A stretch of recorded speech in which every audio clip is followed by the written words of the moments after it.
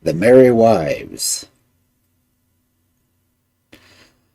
There lay 3 houses in a row, in one of which there lived a tailor, in another a carpenter, and in the third a smith. All 3 were married, and their wives were very good friends. They often talked about how stupid their husbands were, but they could never agree as to which of them had the most stupid one. Each one stuck up for her own husband, and maintained that it was he. The 3 wives went to church together every Sunday and had a regular good gossip on the way, and when they were coming home from church they always turned into a tavern which lay on the wayside and drank half a pint together. This was at the time when half a pint of brandy cost 3 pence, so that was just a penny from each of them. But the brandy went up in price, and the taverner said that he must have 4 pence for a half pint.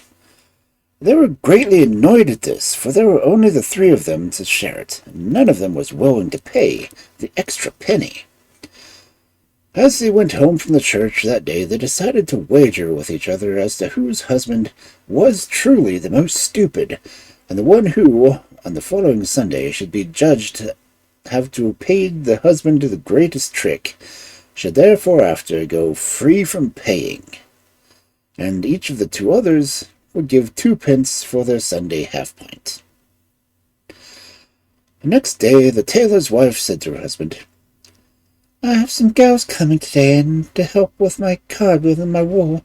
There's a great deal to do, and we must be very busy, so I'm annoyed that our watchdog is dead, for in the evening the young fellows come about here and have fun with the girls, and they will never get anything done. If only we had a fierce watchdog, he would have kept them away." "Yes," said the man, "that would have been a good thing." "Listen, good man," said the wife. "You must do just and be the watchdog yourself and scare the fellows away from the house." The husband was not very sure about this, although otherwise he was always ready to give in to her. "Oh, yes, you'll see it will work all right," said the wife. So towards evening she got the tailor dressed up in a shaggy fur coat, tied with black woolen cloth around the head, and chained him up outside the dog's kennel. There he stood and barked and growled at everyone that moved in his neighborhood. The neighbor wives knew all about this, and they were greatly amused at it. On the day after this, the carpenter had been out at work, and came home quite merry. But as soon as he entered the house, his wife clapped her hands together and cried, "Oh dear, what makes you look like that? You are ill." The carpenter knew nothing about being ill. He only thought that he wanted something to eat, so he sat down at the table and began his dinner. His wife sat straight in front of him with her hands folded, and shook her head and looked at him with an anxious air. "You're getting worse, my dear," she said. "You look quite pale now. You have a serious illness about you. I can see by your looks." The husband now began to grow anxious, and thought perhaps he was not quite well. "Yes, indeed," she said. "It's high time that you were in bed." Then she got him to lie down, and piled above him the bedclothes, all the bedclothes that she could find, and gave him various medicines while he grew worse and worse. "You'll never get over it," she said. "I'm afraid you're going to die." "Do you think so?" said the carpenter. "I can well believe it, for I am indeed feeling very poorly." In a little while she said again, "Now I must part with you.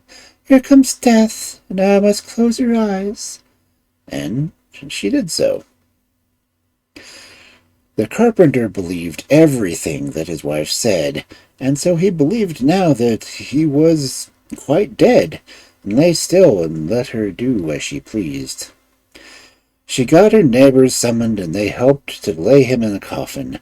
It was one of those he himself had made, but his wife had bored holes in it to let him get some air.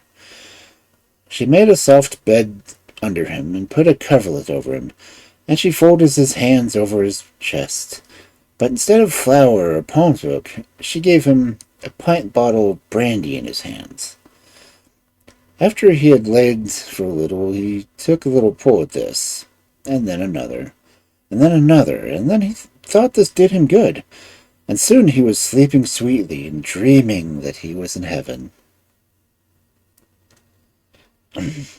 Meanwhile, word had gone around the village that the carpenter was dead and was to be buried the next day.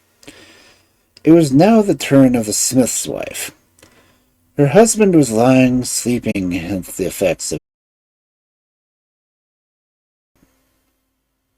So she pulled off all his clothes and made him black as coal from head to foot, and then let him sleep far on in the day. The funeral party had already met at the carpenter's, had marched off towards the church with the coffin, when the smith's wife came rushing in to her husband.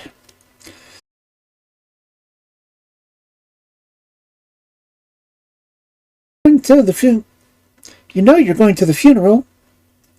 The smith was quite confused. He had known nothing about a funeral. It's our neighbor the carpenter, said his wife. Must be buried today. They're already halfway to the church with him. All right, said the smith. Make haste and help me get on my black clothes. What nonsense, said his wife. You already have them on. Be off with you now. The smith looked down at his person and saw that he was a good deal blacker than he usually was, so he caught up with his hat and ran off after the funeral. This was already close to the church, and the smith wanted to take part in carrying the coffin, like any good neighbor. So he ran with all his might and shouted after them, Hey, wait a little! Let me get a hold of him! The people turned round and saw the black figure running and thought it was the devil himself who wanted to get hold of the carpenter. So they threw down the coffin and took to their heels running. The lid sprang off the coffin with a shock, and the carpenter woke up and looked out. He remembered the whole affair. He knew that he was dead, and he was going to be buried. And he recognized the smith and said to him in a low voice, My good neighbor, if I hadn't been dead already, I should have laughed myself to death now, seeing you coming running like this to my funeral. From that time forth, the carpenter's wife drank free of expense every Sunday, for the others had to admit that she had fooled her husband the best.